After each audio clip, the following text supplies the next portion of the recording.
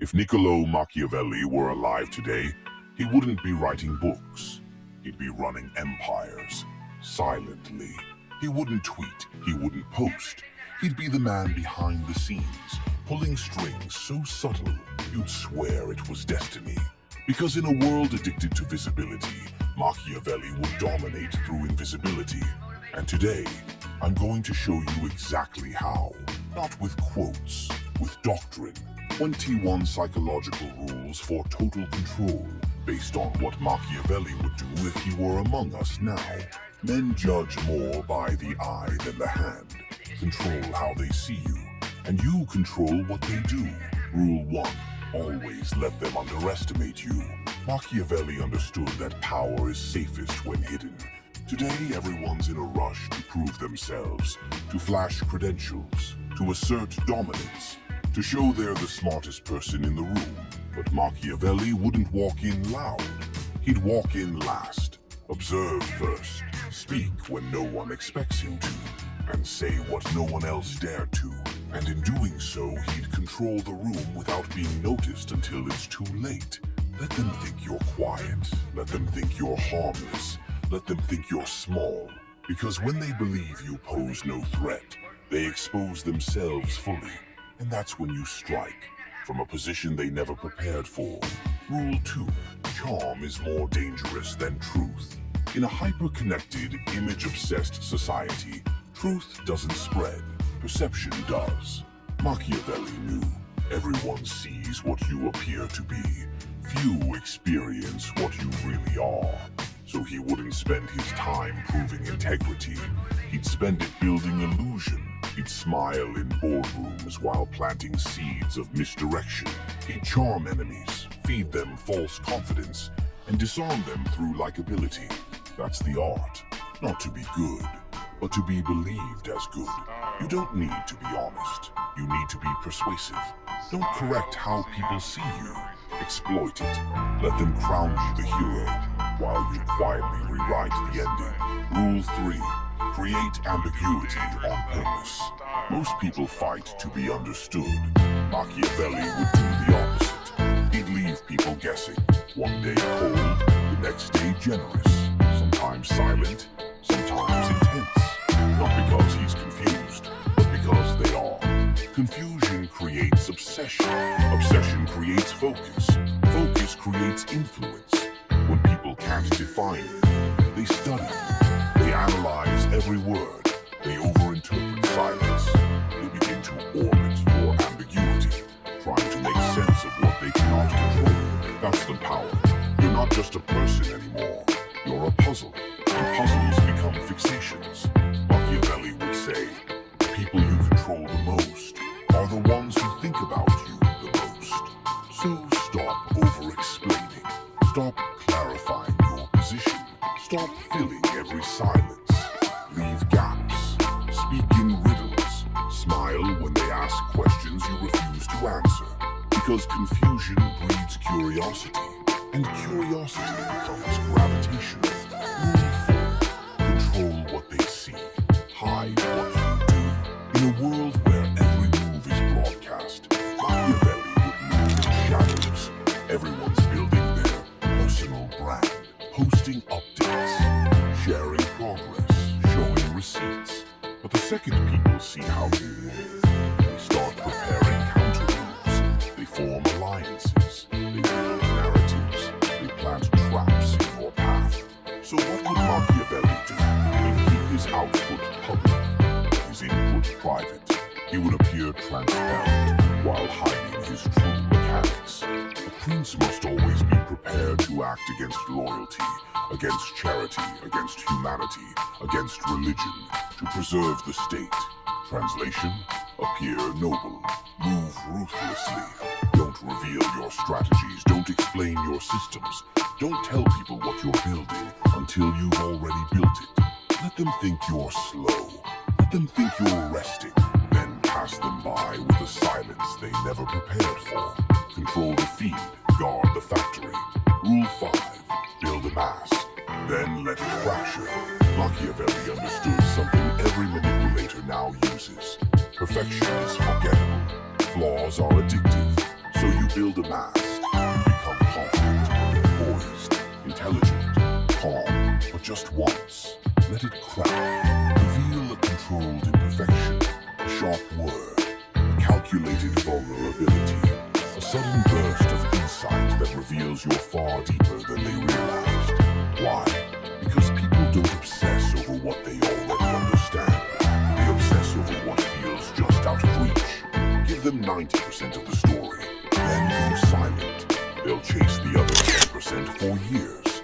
A wise ruler should cultivate an appearance of virtue while being ready to act contrary to it.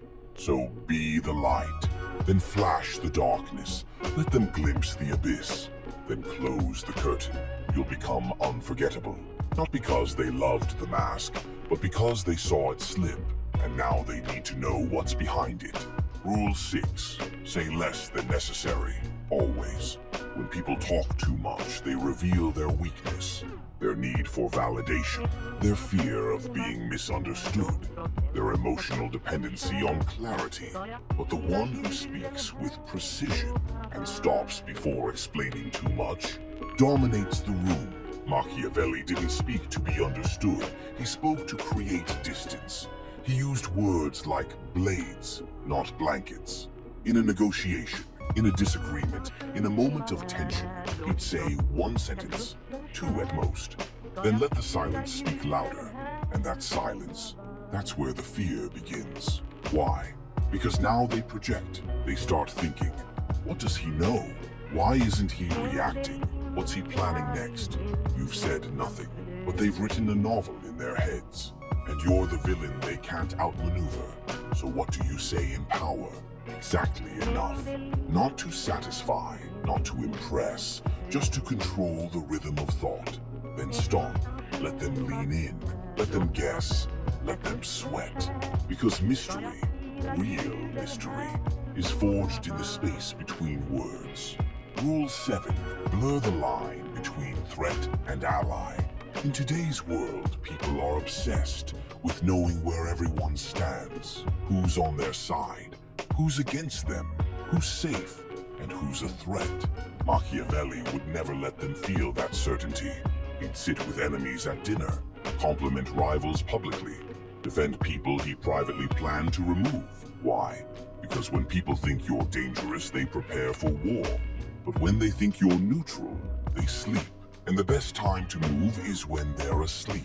The lion cannot protect himself from traps, and the fox cannot defend himself from wolves. One must therefore be a fox to recognize traps, and a lion to frighten wolves.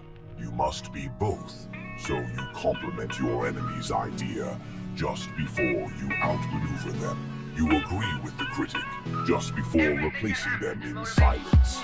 You appear passive until your absence becomes a weapon. Be warm, be supportive, be disarming, until the moment you move, and by then, it's too late to stop you. Modern translation, say less, smile more, play neutral, and then remove them while they're still confused about whether you're even a threat.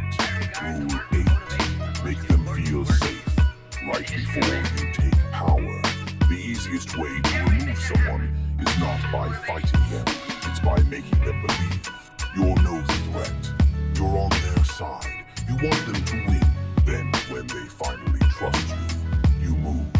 Machiavelli would study your patterns, mimic your language, praise your ideas, and disagree softly.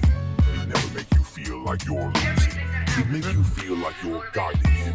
And once you feel safe, he would act decisively, quickly, cleanly, and by the time you feel betrayed, he's already in your seat. Men are so simple and so much inclined to obey immediate needs that a deceiver will never lack victims. So tell them what they need to hear, show them what they want to see, and take what they never thought you'd touch, all while smiling. Rule 9. Make people dependent, then remove yourself. If Machiavelli wanted to dominate someone, he wouldn't threaten them, he'd help them in ways that slowly, silently created dependence. He'd teach them something no one else could, solve a problem no one else would, provide stability they hadn't earned, become irreplaceable. Without without ever asking for recognition, and then he'd leave. Not in anger, not with revenge, just withdrawal. Why? Because nothing destroys people faster than the sudden absence of what they've grown addicted to. Men are kept honest only by necessity. When they are free to act, they are dishonest. So Machiavelli would become your necessary illusion. The person you thought you didn't need until you lost them. That's how you become unforgettable. Create a void, make them lean on you, then take your hand away mid-step. They won't hate you, they'll hate how much they need you, and spend years trying to fill the space. Rule 10. Weaponize the favor. Most people offer help to be liked. Machiavelli would offer help to create leverage. If he gave you something, he wouldn't let you forget it. He wouldn't collect with force. He'd collect with presence. You'd feel indebted. You'd feel small. You'd feel a psychological imbalance you couldn't fix. And that's the point. You offer them a shortcut, a solution, an advantage. Then you pull back slightly. You don't ask for anything. You just let the imbalance ache until they start paying you back in loyalty, favors, information, or submission.